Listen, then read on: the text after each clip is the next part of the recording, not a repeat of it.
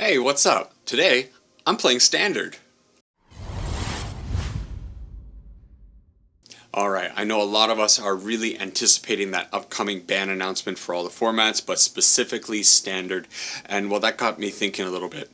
What is the pre-ban Standard actually like? I know I've seen a lot of posts talking about how Mono Red is running all over the place, or is it Prowess rather, is the big problem deck.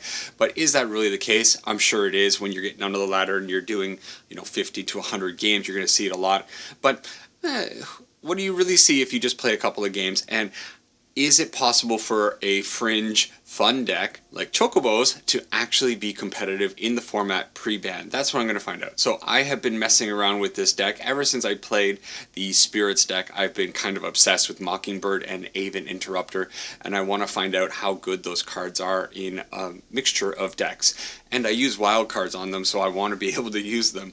So this is a deck that I have been working on, and truthfully, it's not all that different from other Chocobo decks that I have seen online. It is different, mind you, because I did end up building this and I have been tweaking on my own, but there are not a lot of ways to build a Chocobo deck. If you're going to go after Chocobos, you kind of got your core cards, and that's what I'm going to briefly go over, and then we'll jump into a few games.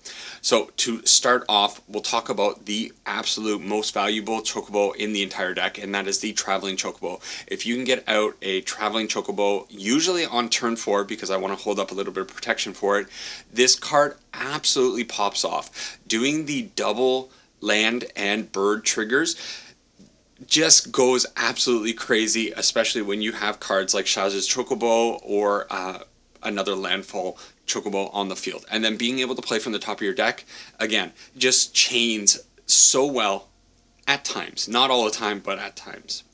The other cards that we're running in the deck, of course, are Chocobos. So we have a Chocobo generator with the side quest Raise Chocobo. We'll come back to this card in a second.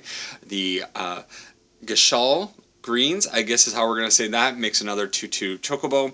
We are playing Shaz's Chocobo, the Baby 01 Landfall Chocobo that's going to get bigger and bigger and bigger. This gets double landfall triggers with the Traveling Chocobo, which is crazy. And then we have the Honorary Chocobo, the Mockingbird. Mockingbird most of the time is going to be played for 1, either copying Shaz's Chocobo or one of our Chocobo tokens that are on the field. You really never play it for 2 because you're just going to be getting Ambrosia, which doesn't really work. Sometimes you're going to do it for 3 to get an Enduring Innocence or a Traveling Chocobo, but for the most part this is going to be a 1 CMC blue spell. Other Chocobos that are in the deck, Ambrosia Whiteheart, most of the time this is just a 2/2 flash creature that has a landfall ability, but sometimes you do end up returning a permanent to your hand, specifically the side quest card, because maybe you just need to generate another Chocobo. And then I guess we should go back to this Chocobo card, side quest, Raise a Chocobo. If you have 4 birds on the field at the start of your first main phase, this Black Chocobo the enchantment flips into the Black Chocobo bird. So this will come onto the field. It will have haste. When it transforms into the Black Chocobo, search your library for a land card, put it onto the field. Whenever a land you control enters, birds you control get +1/+0. Suddenly, if you have this on the field and you also have a Traveling Chocobo and you throw out that first land, everybody's getting +2/+0, and then you follow it up with another land drop for the turn, another +2/+0. Absolutely insane. It is a game winner most of the time when it does flip. We are also playing a couple of copies of Aven Interrupter, notably not a Chocobo, but it is a bird, so it does benefit from this card, yes, because it gives birds +1/+0, and then most of the time this is just a protector. I was at 4 cards for this card at one point, but I've now gone down to 3 because I found it being not as useful as I had originally anticipated, which is kind of the story of the Aven Interrupter for me.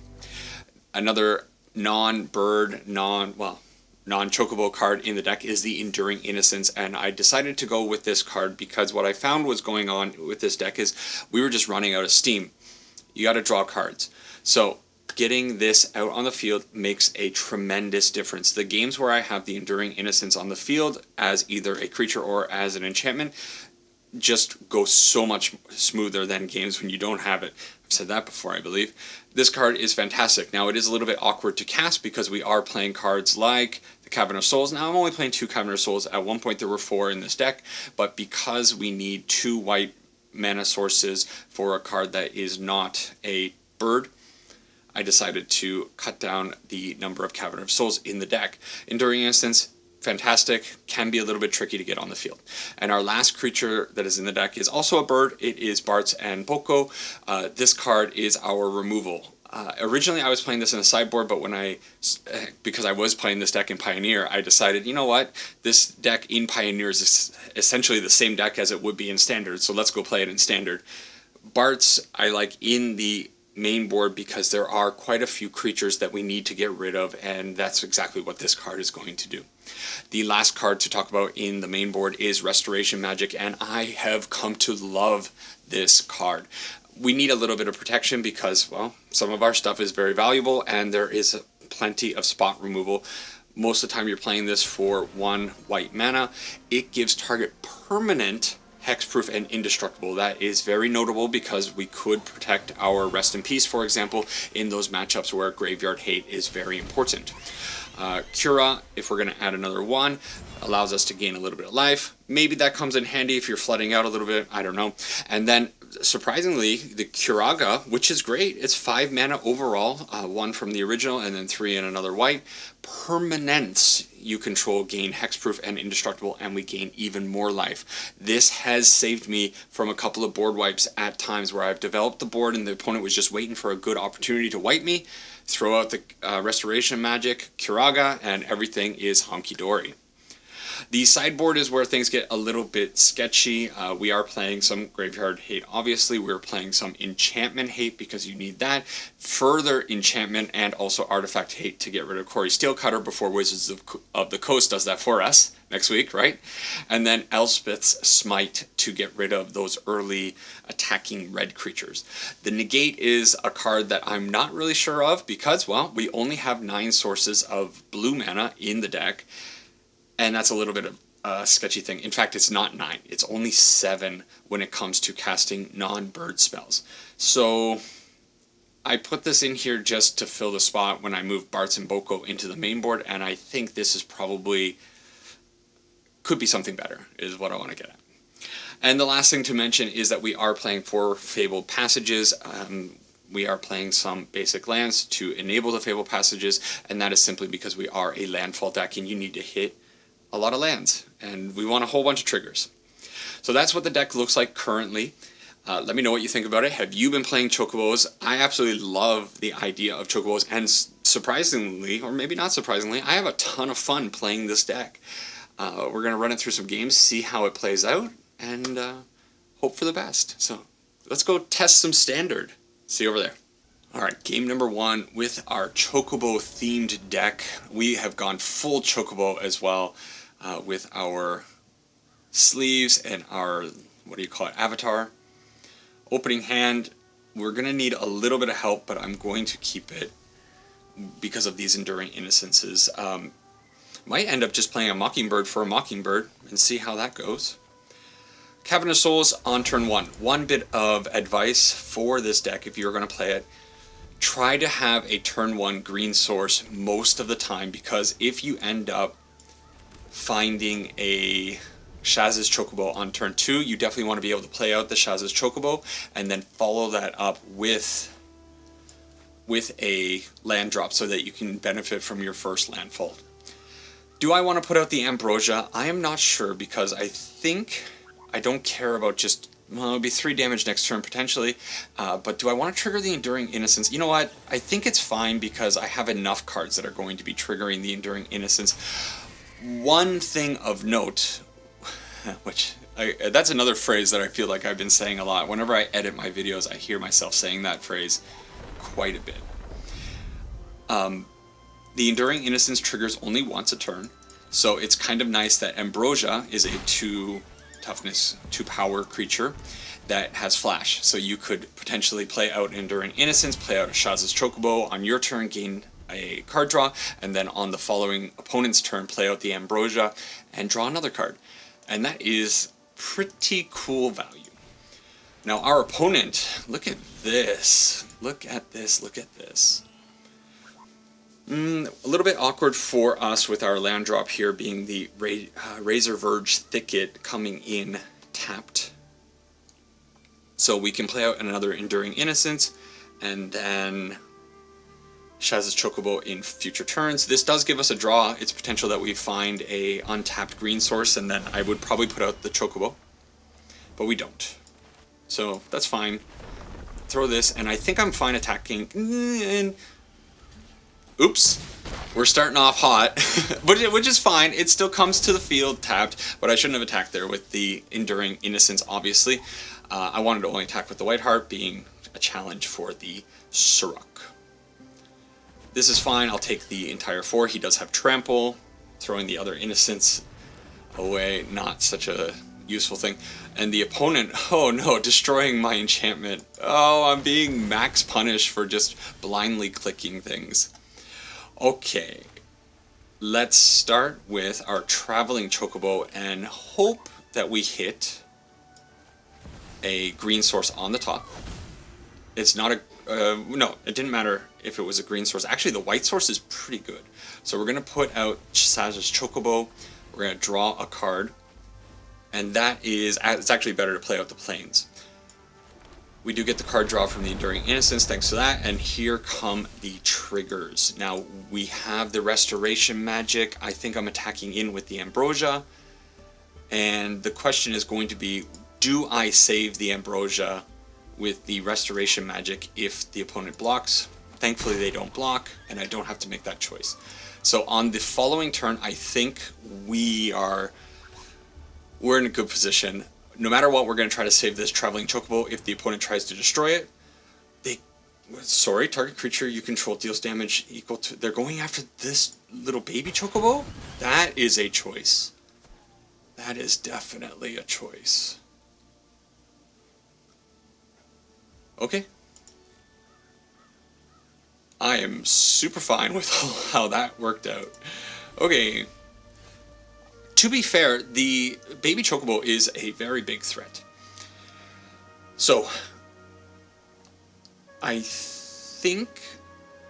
Is it overkill for me to put this on the Traveling Chocobo and then Bart's? How much mana do I actually have? I have 6 mana.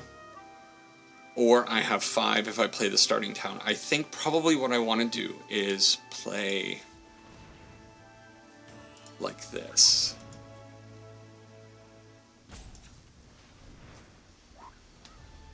Hold that mana up for that. Hold that up. No. We're gonna do... Oh, it doesn't... Does it? Sorry, opponent. Okay.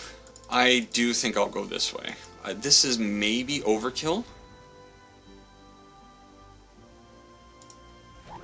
But I think it is going to be the best overall output. We get some pumps with the Ambrosia, extra pumps. We are going to murder both of these creatures, and I love the way that this trigger happens. It's so fun. I guess they're going to draw some cards, right? Whenever a creature you control or a creature spell, is that what that was? I gotta read this. Whenever a creature you control or a creature spell you control becomes a target of a spell, they would draw a card. We were going to blast both of these. We were going to swing in with exactly 10 damage. Maybe if they had no interaction, we would have been fine. Cool. First game, even playing with some questionable attacking on the Enduring Innocence. It's fine. Forgive me. You know my normal spiel. It's 6:30 a.m. What are we bringing in against this opponent? I don't know exactly. I've never seen a mono green deck. And are the Elspeth Smites necessary? Is the Restoration Magic necessary? I don't think it is. So I'm going to try this. I'm a little bit worried that a green deck is going to outscale this, though. And possibly Get Lost is just better. We'll try 2. We'll see how it goes. Pretty cool that the opponent is on mono green. Man, I saw that one list, and maybe I'll pop it up if I can find it. It was like a tournament of 32, and I don't think there was a single green deck represented in that list, and I hope I'm remembering that correctly, because apparently there's a Golgari mid-range deck that is doing things, but I'm pretty sure I didn't see any green in that particular list. Okay, we got double Ambrosia, which is less than ideal, but it's fine. This and this are just absolutely insane to be getting out early.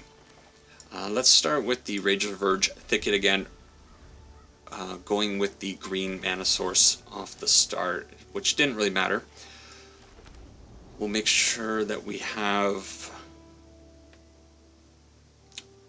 our lands coming in untapped, and I think I'm going to just go with the Ambrosia instead of the Raised Chocobo. Yeah. Okay. So we get another Sorok. Sorok is such a cool card. I remember seeing this when I came back. I did a lot of the Dragonstorm Sealed, and yeah, just such a awesome card. Okay, so I think my plan is pretty simple here. We're going to put out the land. We're going to attack in with the Ambrosia. We're going to put out the Raised Chocobo, probably, and then we're going to copy it with the Mockingbird, making a fairly nice board that the opponent is going to have to do something about, or on a following turn we're going to really pop off. Notably, our Bartz and Boko are down to 2 green mana. If we draw another mana source, we have the greens along with Bartz and Boko, and then we're really cracking. This deck just does some like really surprising burst things from time to time, and then at other times it just kind of folds. Ooh, the opponent with the Tranquil Frillback one more time, taking out our poor Raise a Chocobo side quest. That sucks. I really wanted to show that off. We miss the land. So the question is, Traveling Chocobo, hope to hit a land, or Geshal greens and the Raise a Chocobo. I think I'm going to go out with the Traveling Chocobo and pray. Okay, well, it was a land. And when you got 12 damage on the board just kind of out of nowhere, send it in at the opponent's face. It's kind of cool. Man, I really want... So, of course, I am recording this pre... Oh, that's not going to work for you. Pre-ban. And I'm really, really looking forward to what... Oh, actually, let me just... Oh my god, this is going to be so cool. Oh my gosh. Look at all these triggers. And then this is my favorite one.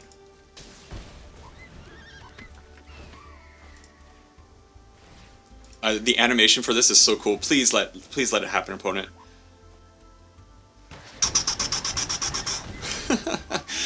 When you have a whole bunch of the birds on the field, it just really goes nutty. And GG. Yeah, man, the deck feels strong. Is it going to feel even stronger after the ban announcement? That's kind of what I was about to say there. It definitely feels good, and it's an untuned list. When it gets tuned up, and when the format maybe gets taken down a little bit in power level, Chocobos could be very, very real. Let's keep going. More Chocobo action. What do you think? Is Chocobo a real deck? I hope it is, because I think it's just kind of cool.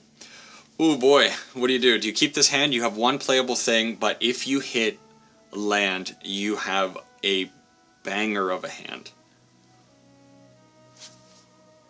Live on the edge. We're on the draw. We're going to make sure that this works. And there's no way the opponent has turn 1 black into hand disruption. What is it? Like steel and oil or something like that? Okay, well, that's fine. We didn't need the land on that draw. We need the land on the following draw and on the following draw. And another thing that I always say recently, you just need, it's like a 40% chance to draw land. So how often can you whiff on a 40% chance? Never, ever, ever. Yeah, let's get the Chocobos going. I kind of debated whether I wanted to put out the greens, but I think that's fine. And then here we go. Why not use all of our mana to the best of our ability? Now they do have the ultimate Chocobo Murderer, the Dragon Sniper, Reach, Reach, Vigilance, and Death Touch. Anoint with Affliction, how rude. Okay, well, we miss on our land, but what we don't miss on is Ambrosia. And Ambrosia will at least help us a little bit with our land drop here. So that's kind of cool. And I suppose we are fully committed to the idea of getting this side quest flipped next turn. So we'll put out one more Chocobo and hope to heaven that we draw some lands. They are obviously poison. There's a land. Now, do I try to do the side quest or do I try to do the traveling Chocobo? I think I like the side quest a little bit better. And may as well put this out. Get a couple of triggers. I'm not going to attack in. And the reason I'm not going to attack in is because I really want this raise a Chocobo to flip. I feel like they could possibly have removal for one of my birds, but I don't think they would have removal for two birds, and I don't want to give them one with the Death Touch attack. So let's flip the raise a Chocobo, and then traveling Chocobo. Okay. Who do we lose? Ambrosia? I think Ambrosia is probably the Chocobo that I care least about because Legend Rule. Now, if I'm the opponent, I think I'm attacking here, right? Why wouldn't you attack? Okay, we miss on the land. However, we do hit on this land. We'll grab a Fable Passage for a future nonsense. And then I think I'm going to be putting out this Chocobo and hoping that we hit a land. We don't hit a land. Is it time? They can obviously block, but I think... how dead are we if they...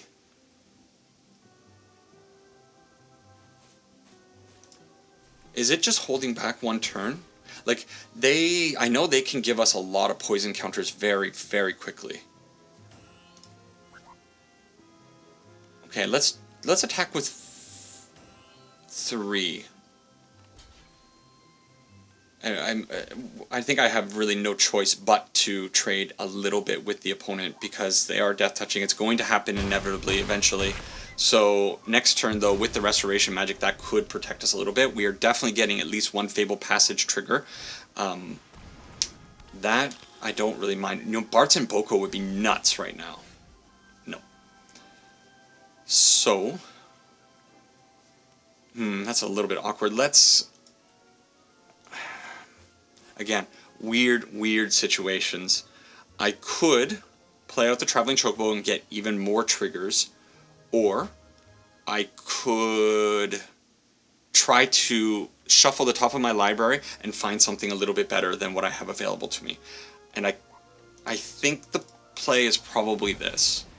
This is like the safer play, not gambling on the top of my deck. I'm going to go grab a white source just so I have that protection for the Restoration Magic, and I think I would have attacked in there. The opponent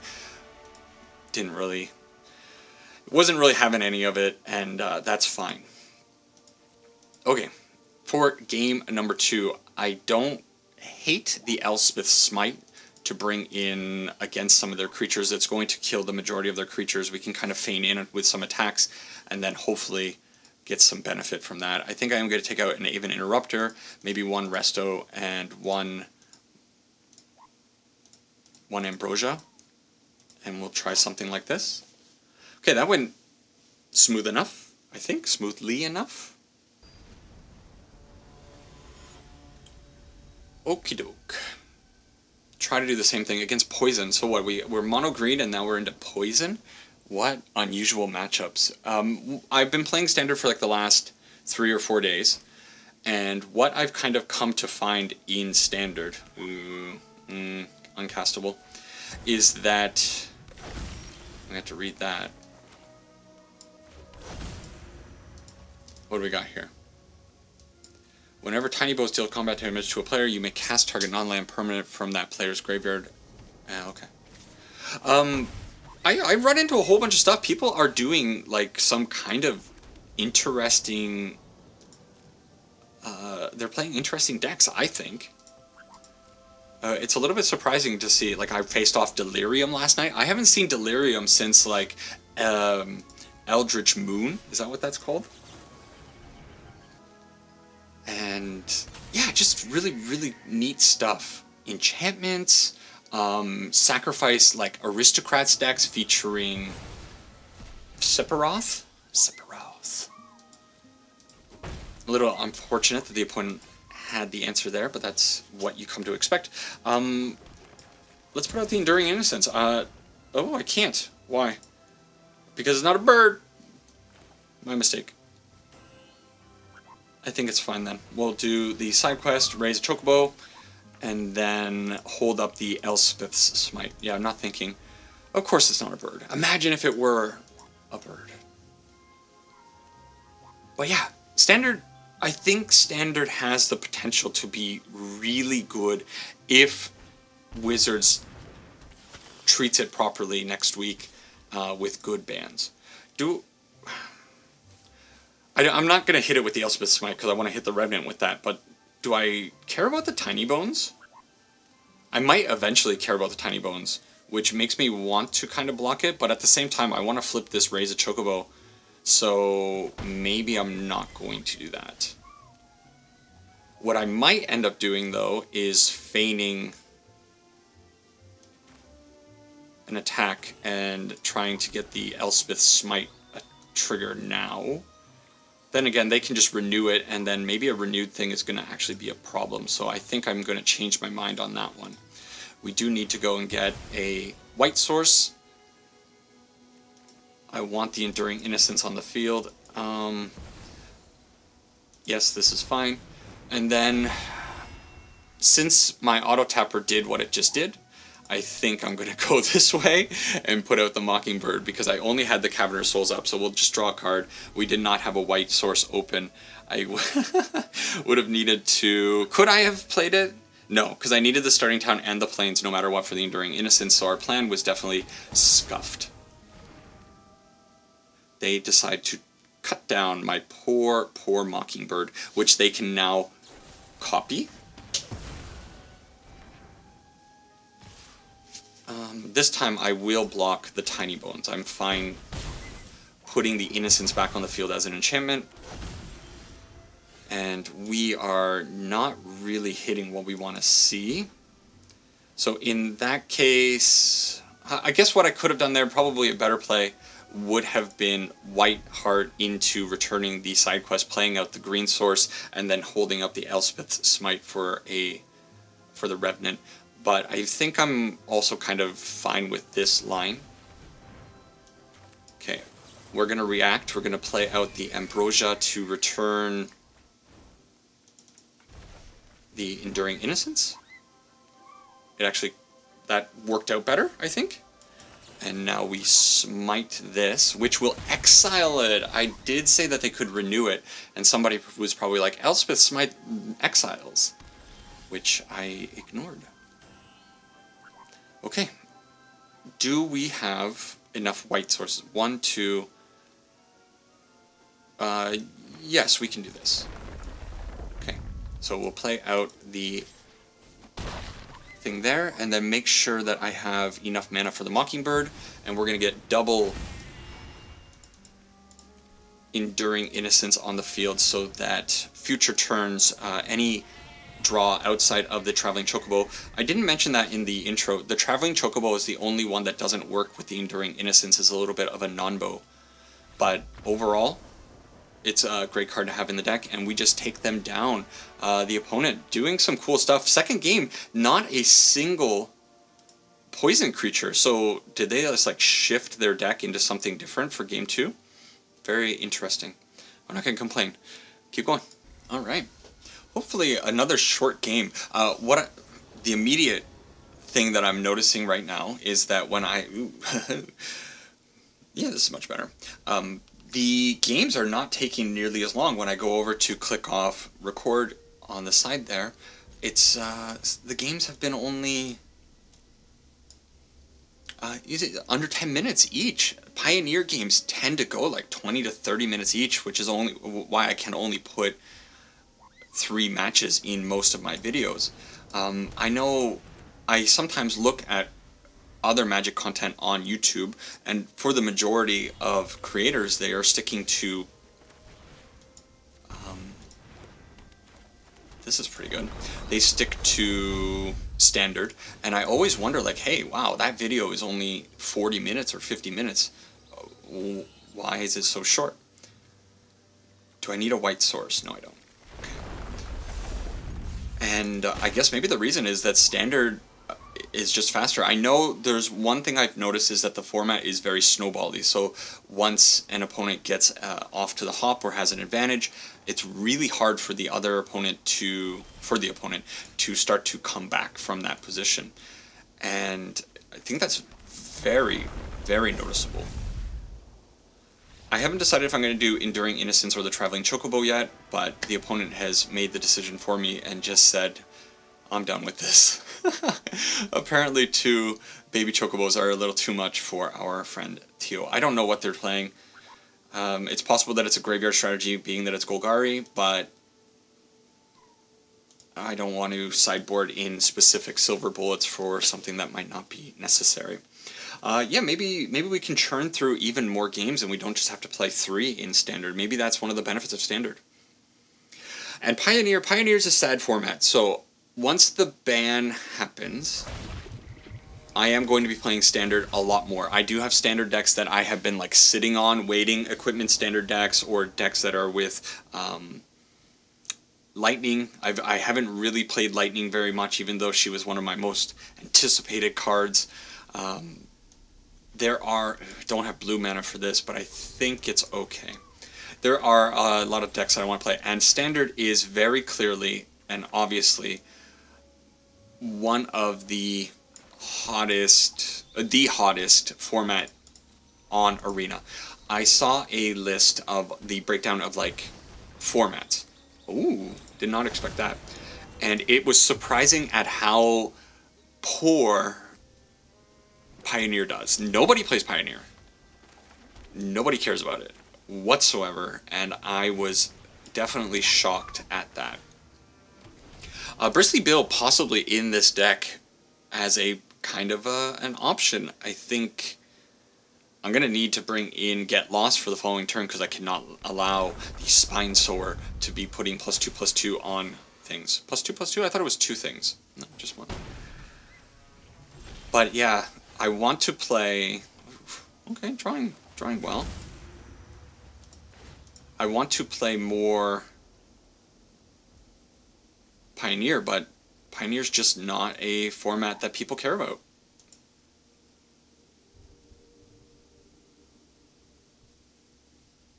What are they thinking?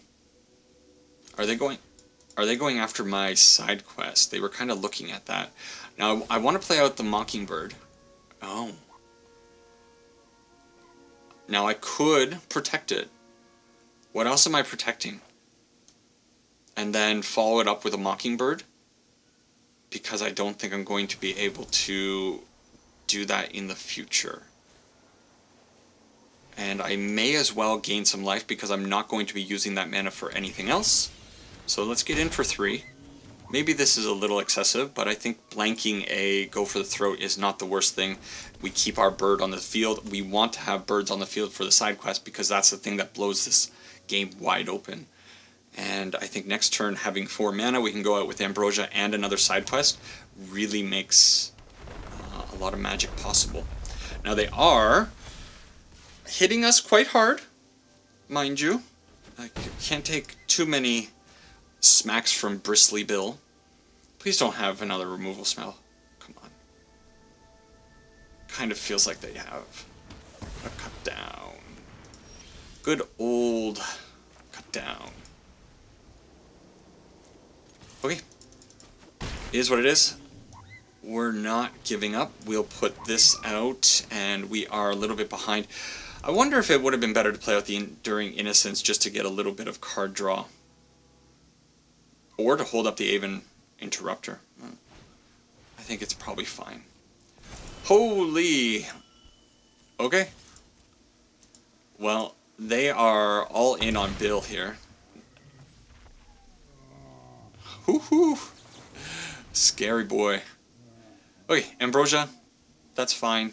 And we return a side quest, and if we draw a land is going to be very key on this turn, because then we can possibly hold up the Interrupter while still playing out the side quest. Okay, the opponent really concerned about the Ambrosia. I think they're probably looking to react to whatever we try to bounce, but they can't.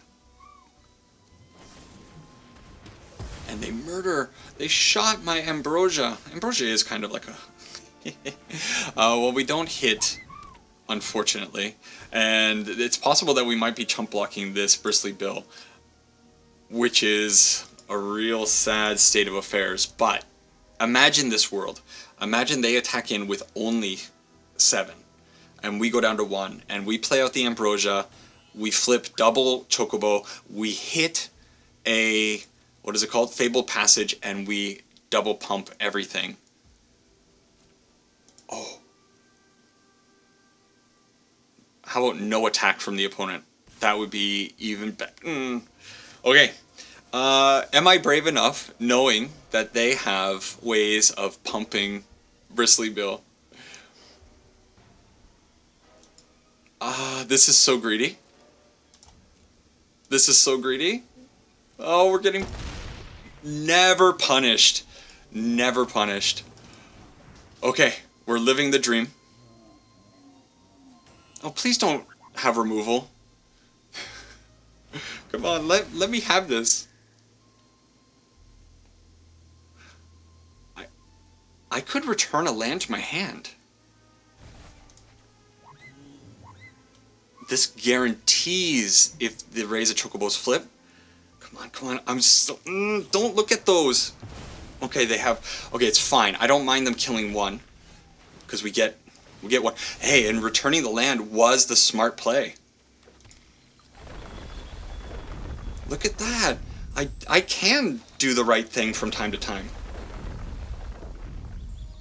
And we have the Aven Interrupter. Yes! Oh, I'm so satisfied with that win. Oh, that... Oh, when it works out, when you can be brave and just go down to 1. How absolutely satisfying is that? Oh, and I'm so... Thank you, Tio, for letting me swing out with that.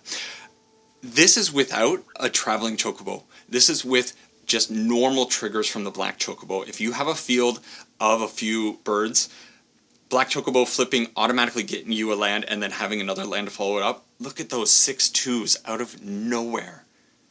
Wow. Absolutely nutty. Okay, I think we can play another one. That was less than 10 minutes again. Keep going. Alright, maybe we're against an Aristocrats deck and it's time to be put in our place by Jelly Bronut. Jelly Bronut.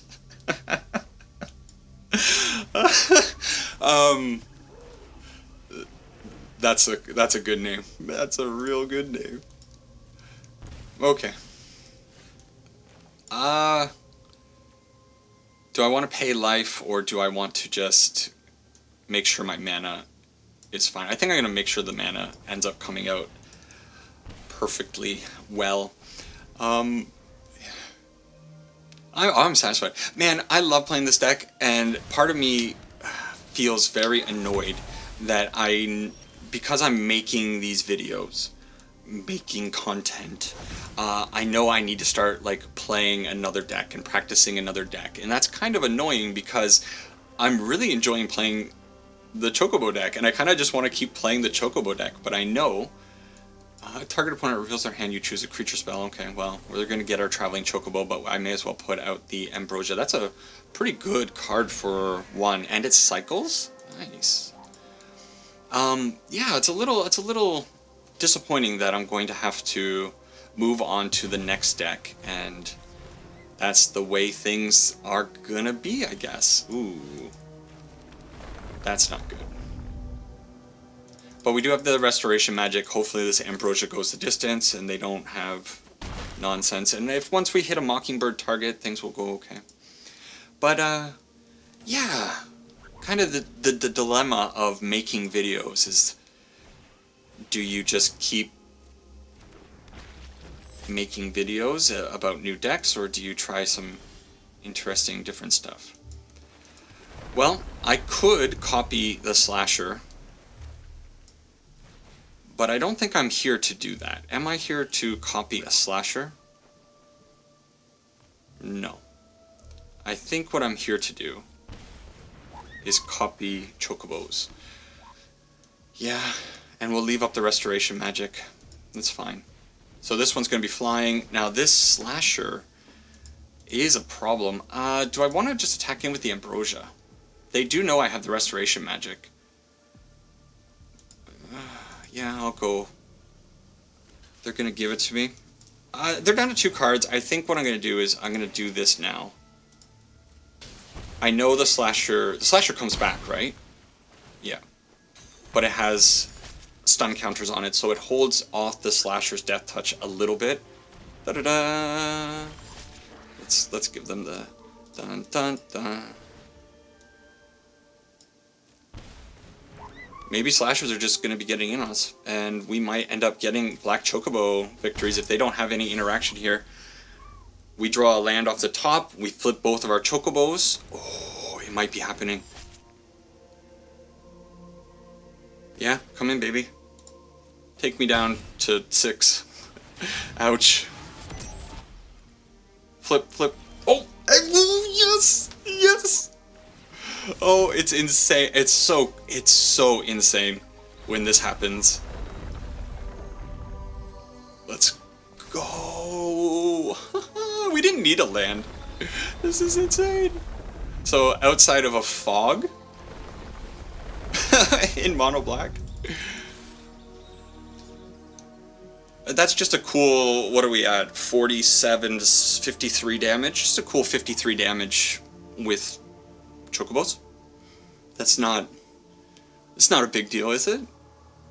Leaving the opponent, oh, Jelly Bronut, not being very bronutty, and not being very bronutty, and not letting my chocobos get the satisfaction of hitting his face, their face, whatever. Bronutty, not cool. Very, very disappointed in our opponent right there. I think the Aven Mind Sensors are probably going to be a little bit weak in this matchup. I feel like they're going to have a lot of low-to-the-ground stuff. I'm going to bring in the Elspeth Smite. I think I need to be able to get rid of these death-touching, returning zombies. And let's bring in, or let's cut an Ambrosia. Ambrosia is great, but I don't think we need 4 in the deck. She tends to be one of the things that I cut most of the time. Okay.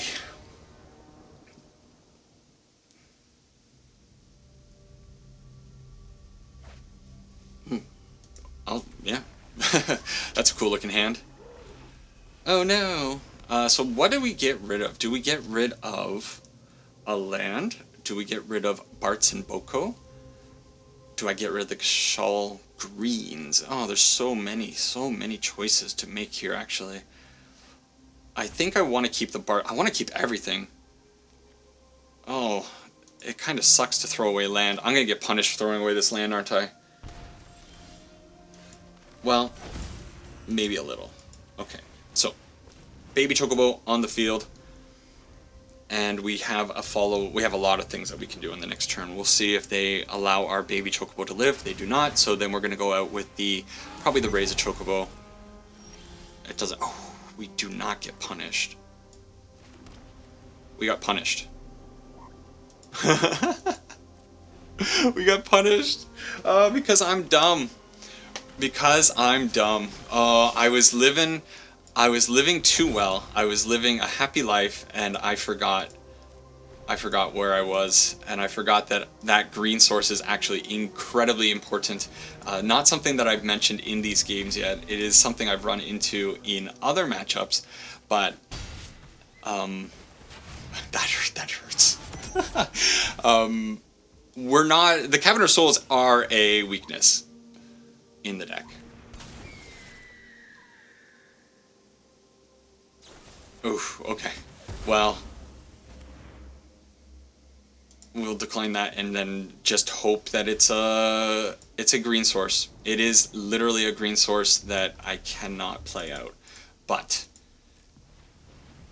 at the very worst, do I get a defender wall? I get a defender wall, and it flies. Okay, we can hold off the Unstoppable Slasher's attacks at the very least.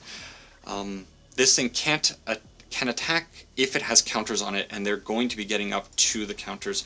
There's no way I'm letting this attack in. And hopefully we can build enough of a board that the Bartz and Boko can help us out at some point.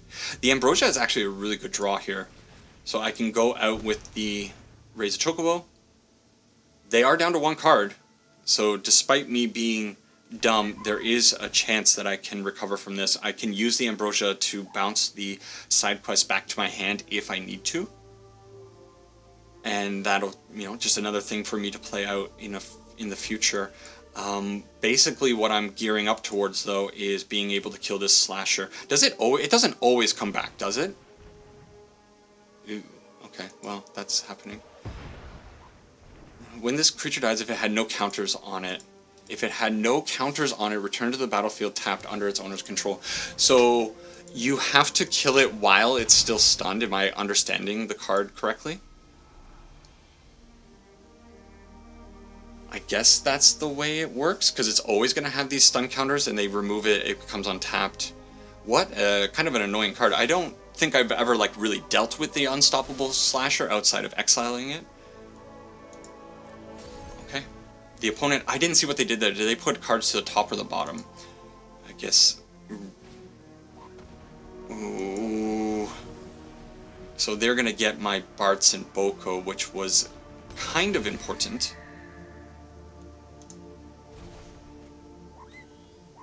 Yeah, they have no choice. And now this Slasher is going to be a problem.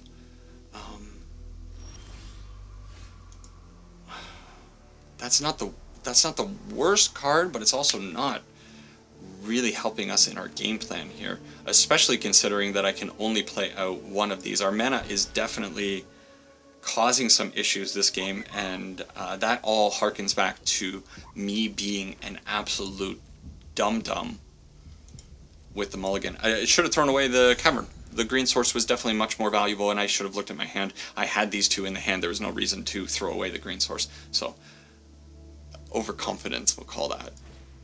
Unholy Annex blows this game wide open, and we are done. That's cool, though. Unholy Annex with the Demon Wall? Okay. It would take quite a miracle for us to get by what our opponent's doing now. And that's a pretty good card, but it's definitely not going to stop us from being drained every turn. But I still think I can put out the greens. I got one turn, though. I can heal a little bit with this. Huh. If I attack, I can kill probably the Demon Wall, because I think they'll probably end up blocking. And then that'll stop me from being drained. But then I got the Unstoppable Slasher that I got to deal with. This Smite came just a little bit too late for me. And it's possible that they're going to be attacking with a 5/5 very soon. Which actually on this... Well, they're just going to make a demon. This game is very, very scuffed. But we'll kill this. I guess we're going to be taking out the Elspeth Smites and bringing in the Get Lost. I don't know how annoying this Slasher actually is. But we're on a draw, single draw here, and then there's nothing. No. Okie doke. Well, we'll chalk that loss up to me being a bad player in that moment.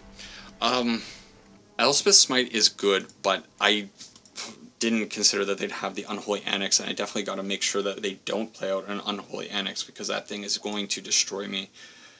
But we are also on the play, so we are the aggressor. Probably we don't need too much cluttering up our board. We still want to be able to do our game plan of rolling over them with a bunch of chocobos, and they have probably a lot of interaction.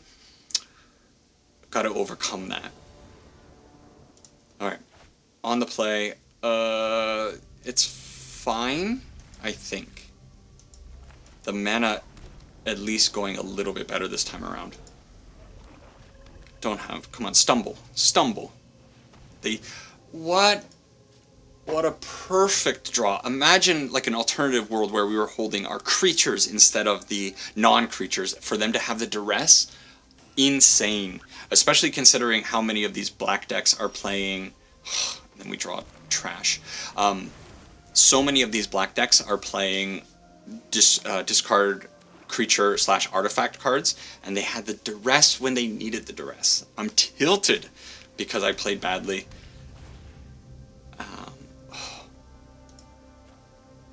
I have to discard this.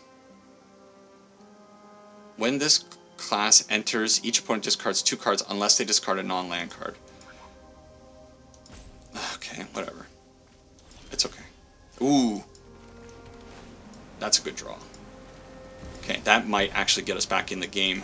If we're looking long-term, 7 mana can at least get us a greens on the field for the Enduring Innocence if they don't exile it. I think they probably do have ways of exiling. But that doesn't... Oh my god! My opponent just chef's kiss, a beautiful way to end this video, putting me in my place. These games were going too smoothly this morning, and we need this mono black Jelly Bronut, who was not cool in the first game, not allowing me to swing in for like 53 damage, and now they are hitting god draws with this stuff. Discard, hand disruption, exile for my poor innocent. It was so innocent, this sheep. And they still have 5 cards to my 1 land. This is, and they're roping? You're tilted? I'm not, yeah, come on now. I'm tilted. What was that? Great. Jelly Bronut is roping us over there. Maybe they alt have forward. Maybe they drew 5 lands. Is what they have in hand, and they just got frustrated. And I mean, it's not improbable to draw 5 lands. If you want evidence, look at the hand in front of you. Especially considering how... Oh, I still regret throwing away that green source last game. How would the game have been that much different with that green source? I don't know. Sure. Let's crack the Fable Passage, go and grab, you know, thin the deck. At this point, it's a thinning matter. And we get in for 4 against our AFK opponent. Sephiroth has decided to leave us this day. And I'm guessing they have 1 more timeout left, and that's going to be it. They won this game. I'm quite certain of that. I don't think going long-term we would have been able to muster anything, assuming that they don't come back. If Jelly Bronut does, maybe they had to run to the bathroom and they're on their way back to the computer to destroy a poor little 2/2 Chocobo. There's no way that this single Chocobo is going the distance, and it's possible, the way these draws are going, that I'm getting up to a turn 7 Gashal Greens. That is going to be my big turn 7 play. So, mind you, when you consider these things, I don't think there was any hope of me possibly winning this matchup on my own. But you don't concede, right? You take that free win and you pad your win record a little bit. I think that's what you do. Oh, that's his victory. That's his victory right up there, yeah. Jelly Bronut definitely beat us in this matchup, but I'm going to take this 2% victory over Jelly Bronut, and it's only because he didn't let me swing in that first matchup. That's what you get. Alright, so as you can see, Chocobos have a lot of power, and I think the deck is not only super fun to play, it can win a lot of games. I think there are a lot of actual nuances to the deck, especially when it comes to the lands, making sure the raise of Chocobo is flipping, how you're playing out your Mockingbird. The deck is not as brain dead as, let's say, prowess decks. So that is cool. So I think there's a lot of value in this deck, and I think once the ban announcement goes through, this could be absolutely a deck that you should be playing if you want to play Chocobos. As far as the cost of the deck goes, I think there are some steep things that you got to craft. Obviously, the 4 mythic traveling Chocobos are a non-negotiable. You also have rare. This is a rare, I believe. Not, should I check? Let me double check. Enduring. I believe the original form is a rare. It is a rare. But I would say Enduring Innocence as a craft is not a craft that would be wasted. The card is just absolutely insane. Your Aven Interrupters, crafting 3 of them, I think this is one of the harder wildcard dumps to swallow in this deck. The card is very good, and in those moments when you are ahead on board, an Aven Interrupter can hold your opponent off just long enough for you to swing super hard. And then I would also say that the Mockingbirds are slightly hard crafts as well. However, I've been super impressed with this card. It just hasn't fully proven itself to me. I want to try it out in humans. I think in the human shell, like an Azorius human shell, it could be very powerful. But I think it super belongs in this deck. And then the Bartz and Boko, yeah, just craft 2 of them. That's all you need. I don't think you want any more. Otherwise, everything else is either a common or an uncommon, so pretty light over there. For your lands are expensive. You got to craft your lands. It is what it is. Deal with it. You know, if you want to play the game, you need lands, and I think that's probably what this deck will come down to. Do you want to be playing Selesnya-based deck in Standard after the bans go through? Maybe. Razor Verge Thicket, fast land, always good to have. Starting Town, I think, is going to be useful in literally every deck in Standard going forward for the next 2 or 3 years, whatever it is. Your Pain lands are always kind of good lands to have. Fable Passage, you probably have Fable Passages. If you don't, it's not a bad fetch land. Cavern of Souls, you play creature-based decks, tribal decks, you have to have Cavern of Souls. So outside of like maybe the Aven Interrupter and Bartz, I would say everything else is kind of like worth crafting. Even in the sideboard, you want your Get Lost, you want Rest in Peace. Everything else is whatever. These are uncommons or commons. Negate, I think, is coming out of the board. I don't like the blue mana right now in the deck. I'm fine with it for Mockingbird, but even sometimes turn 5, turn 6, you have a Mockingbird in hand and you surprisingly don't have a blue source. So there are issues with the mana base with blue. It's mostly a Selesnya deck. But I think the way I have this deck functioning right now is pretty good. Now there's one card I do want to talk about very quickly that I do not have in the deck, and that is the 4 CMC Salvation Swan. This is one of the birds that I have seen in other decks, and I personally do not think that this is a very good card in this deck. There are merits to it. When this creature or another bird you control enters, exile up to 1 target creature you control without flying. Return to the battlefield under its owner's control with a flying counter on it at the beginning of the next end step. You could, in theory, give your Traveling Chocobo, your Enduring Innocence, your Shaz's Chocobo, your Ambrosia flying, and you could save those. The thing I don't like about the Salvation Swan is it has to be flying, so it doesn't really jive with the Mockingbird. It also doesn't really jive with your Shaz's Chocobo, because your Shaz's Chocobo, who has maybe 3 or 4 counters on it, are going to lose those. You're going to get a 0/1 flying Shaz's Chocobo back. Not really cool. And then it also doesn't really work with your token creatures that are being generated by the side quest and by the Gashal Greens.